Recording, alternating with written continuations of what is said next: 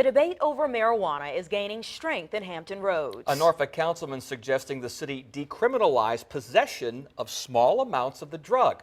Then on your side's Marielena Balouris has reached out to both sides. Yeah, Anita, Tom, I spoke with Norfolk City Councilman Paul Riddick and Norfolk Sheriff Bob McCabe.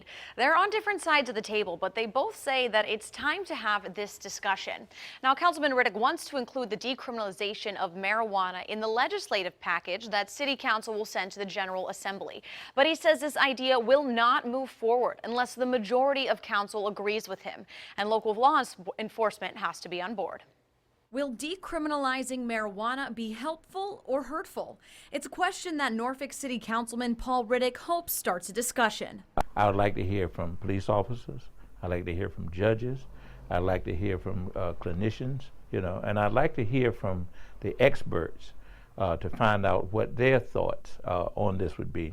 Riddick brought up the decriminalization of the drug at Tuesday night's City Council meeting. He said he's seen a mostly positive response and is looking forward to discussing this idea with members of local law enforcement. Those persons who know what the impact of a person getting caught with a small amount of marijuana, we listen to them, and then it'll be up to our council to decide whether we want that to be a part of our legislative package.